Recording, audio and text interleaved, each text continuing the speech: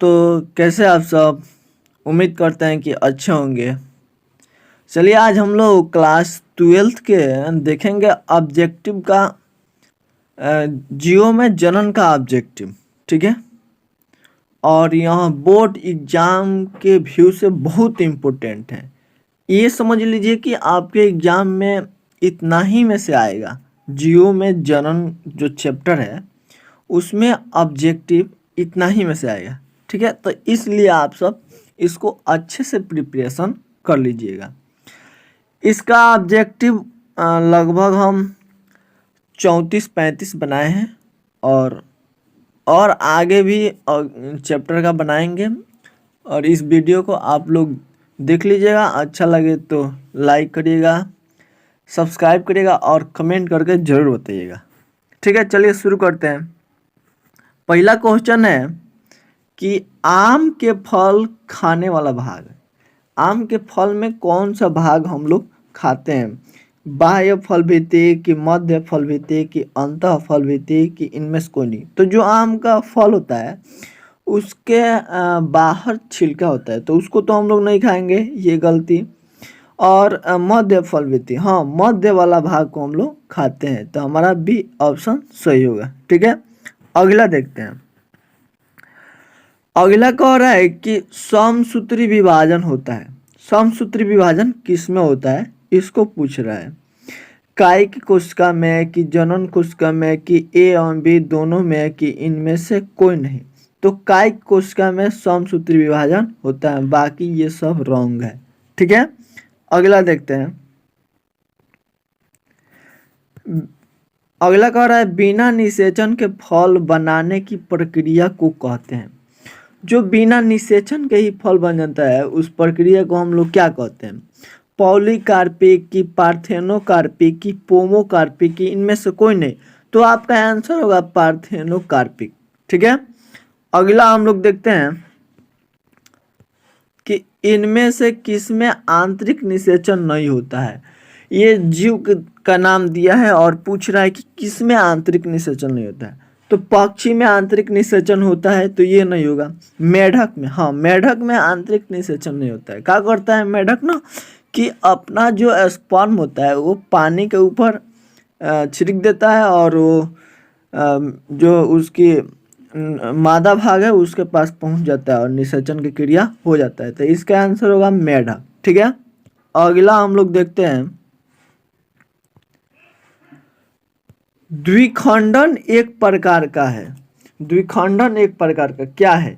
तो कायिक प्रवर्धन है कि अलैंगिक जनन है कि लैंगिक जनन है कि इनमें से कोई नहीं। तो हम लोग जानते हैं कि अलैंगिक जनन में ही द्विखंडन और बहुखंडन होता है। तो द्विखंडन क्या है? तो अलैंगिक जनन है। ठीक है, नेक्स्ट हम लोग देखते हैं कि इनमें से कौन अंडज है। माने इनमें से कौन अंडज है? अंडज मतलब कि जो अंडा दे। तो एकिडना है कि कंगारू है कि गाय है कि इनमें से कोई नहीं। तो एकिडना जो जीव है वो अंडज है। ठीक है, कंगारू और गाय बच्चा देता है। अगला देखते हैं हम लोग। इनमें से पूरे जीवन में एक ही बार पुष्पित होते हैं। तो इसमें से कौन ऐसा पौधा है जो पूरे जीवन में एक ही बार फूल का निर्माण करता है? तो बांस होगा कि आम होगा कि तार होगा कि इनमें से कोई नहीं। तो बांस जो है वो एक ही बार अपने जीवन भर में पुष्प का निर्माण करता है। ठीक है, अगला हम लोग देखते हैं कि निम्नांकित में कौन द्विगुण है। निम्नांकित में कौन द्विगुण है? द्विगुणित तो पराग है कि अंड है कि ए बी दोनों की युग्मनज। तो बाबू द्विगुणित माने जिसमें दो गुण है। तो जो युग्मनज होता है वो 2n होता है। ठीक है, युग्मनज क्या होता है? 2n होता है। बाकी सब n होता है, ये भी n ये भी n और ई 2n। तो युग्मनज इसका आंसर होगा। ठीक है, अगला हम लोग देखते हैं। किस फल का बीज चोल खाया जाता है? किस फल का बीज चोल खाया जाता है? शरीफा का कि लीची का, जायफल का, इनमें सभी। तो सभी का ना बीज चोल खाया जाता है। ठीक है, तो इनमें से सभी आंसर होगा। अगला हम लोग देखते हैं कि समयुग्मकी पाई जाती है किसमें, शैवाल में कि आवृतबीजी में कि अनावृतबीजी में कि इनमें से सभी।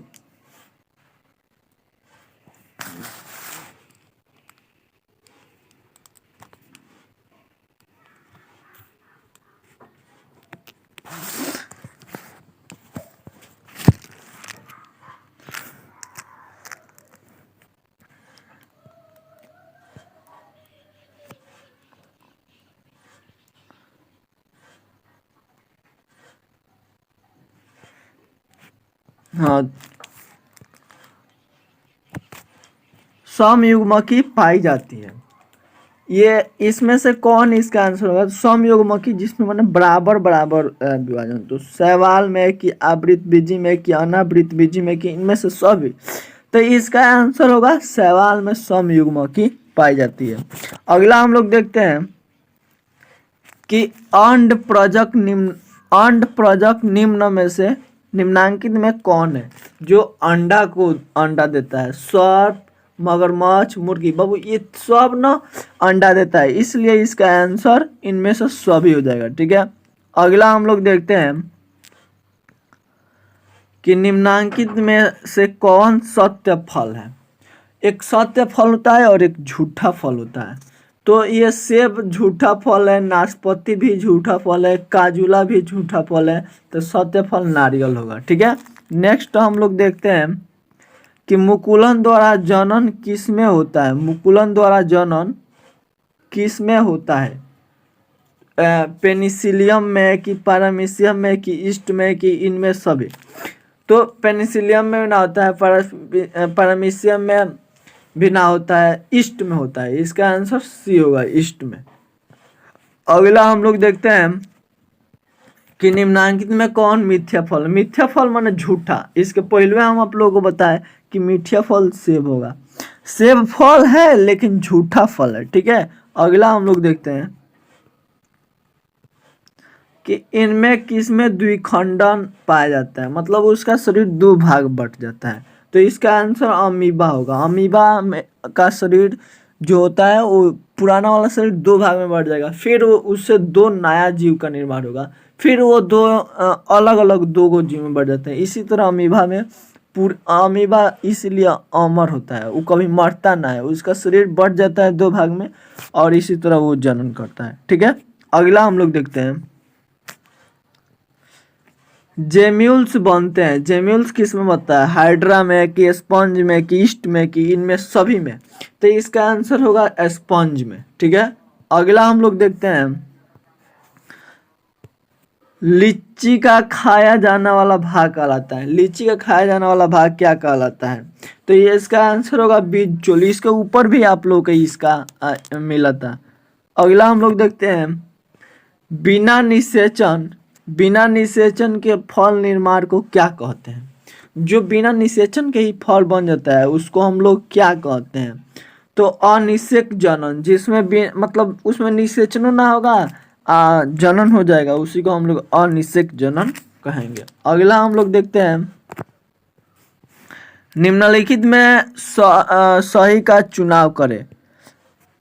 स्पंजों का जूस्पोर कि पेनिसिलियम में जेम्यूल्स की शैवाल में कोनिडिया कि हाइड्रा की कलिका। तो हाइड्रा की कलिका ही सही है। ठीक है, बाकी सब गलती है। जो जेम्यूल्स है ये स्पंज में होता है, ये गलती है। ये जो जेम्यूल्स है ये स्पंज में होता है। ठीक है, इसलिए ये सब गलती है। अगला हम लोग देखते हैं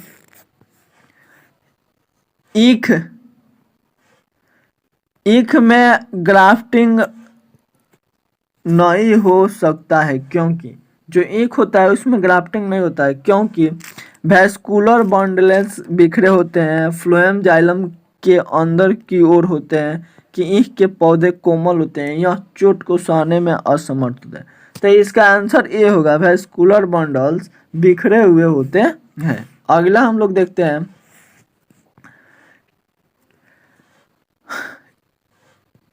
किसके लिए लैंगिक प्रजनन जिम्मेदार है। लैंगिक प्रजनन किसके लिए जिम्मेदार है, द्विगुणित अवस्था को बनाने हेतु कि आइडेंटिकल यंग ऑन के सृजन हेतु कि विकासवाद में कोई भूमिका नहीं कि एक गुणित यानी हैप्लॉइड अवस्था को बनाने हेतु। तो इसका आंसर ये होगा, द्विगुणित अवस्था को बनाने हेतु। ठीक है, ये बाकी गलती, ये हो गलती और ये भी गलती। अगला हम लोग देखते हैं, पुदीन कायिक प्रवर्धन करता है। पुदीन जो है वो कायिक प्रवर्धन करता है। अंतः भूस्तरीय की ऊपरी भूस्तरीय की भूस्तरीय की प्रकंद। तो इसका आंसर ए होगा, अंतः भूस्तरीय। ये सब रॉन्ग है। ठीक है, इसका आंसर ए होगा। अगला हम लोग देखते हैं कि कुकुर का संभावित जीवन काल डैश होता है। माने कुकुर माने जो कुत्ता होता है उसका संभावित जीवन काल कितना होता है? 20 वर्ष की, 15 वर्ष की, 10 वर्ष की, 5 वर्ष। तो 20 वर्ष इसका आंसर होगा। ठीक है, अगला हम लोग देखते हैं, शाख को वृंत पर लगाया जाता है। इस प्रकार ग्रेफ्ट किए वृक्ष के फल किसके ऊपर मतलब निर्भर करेंगे? शाख की, वृंत की, ए और बी दोनों की उपरोक्त में से कोई नहीं, तो शाख पर। ठीक है, अगला हम लोग देखते हैं, अगुणित कोशिकाओं के संलयन की प्रक्रिया को डैश कहते हैं। जो अगुणित होते हैं उसके कोशिका एक दूसरे में मिल जाते हैं, उस प्रक्रिया को हम लोग क्या कहते हैं? कोशिका चक्र की अर्धसूत्री विभाजन की, समसूत्री विभाजन की, समयुग्मन। तो समयुग्मन कहेंगे। ये सब गलती। ठीक है, नेक्स्ट हम लोग देखेंगे, डैश में पत्तियों के खंडों द्वारा कायिक प्रजनन होता है। किसमें मन है? पत्तियों के खंडों द्वारा कायिक प्रजनन होता है। तो आंसर इसका होगा एगेव एवं क्लेंचोए की बायोफिलियम एवं क्लेंचोए की एस्पेरेगम गस एवं ब्रायोफिलम की क्राइसेंथियम एवं गएव। तो इसका आंसर बी होगा। ठीक है, इसका आंसर बी होगा, बायोफिलम एवं क्लेंचोए। ठीक है, अगला हम लोग देखते हैं, रात में खिलने वाला पुष्प सदार्थ मतलब क्या होते हैं? रात में जो फूल खिलते हैं वो क्या होते हैं? हल्के होते हैं कि छोटे होते हैं कि चमकीले रंग वाले होते हैं कि गम गच्छों में खिलते हैं? तो इसका आंसर बी होगा। ठीक है, बाकी ये सब रॉन्ग, बी इसका आंसर सही होगा। अगला हम लोग देखते हैं कि उभयलिंगी प्राणी है। उभयलिंगी जो है वो प्राणी क्या, इनमें से कौन सा है? मुर्गी नहीं, इसमें नर और मादा दोनों होता है। सांप, इसमें भी नर और मादा, एवं भी दोनों। ये भी गलती है, ये भी गलती है, ये भी गलती है। तो केंचुआ होगा। केंचुआ में नर और मादा दोनों एक ही शरीर में पाए जाते हैं। अगला हम लोग देखते हैं, निम्न में से कौन द्विगुणित संरचना है? मतलब निम्नलिखित में से कौन द्विगुणित संरचना है? अंडाणु की, शुक्राणु की, युग्मनज की, इनमें से सभी। तो हम सब यहाँ पे देखें, द्विगुणित माने 2n। ठीक है, यहाँ ये भी n है, ये भी n है, युग्मनज 2n है और इनमें सभी गलती। तो n ये एक गुणित है, तो युग्मनज यानी इसका आंसर सही होगा, सी। ठीक है, अगला हम लोग देखते हैं कि जन्म से लेकर प्राकृतिक मृत्यु के बीच की अवस्था को क्या कहते हैं? ठीक है, तो जीवन काल कहेंगे। जन्म से लेकर मृत्यु की अवस्था को ही हम लोग जीवन काल कहेंगे। अगला हम लोग देखते हैं, अकारकी तथा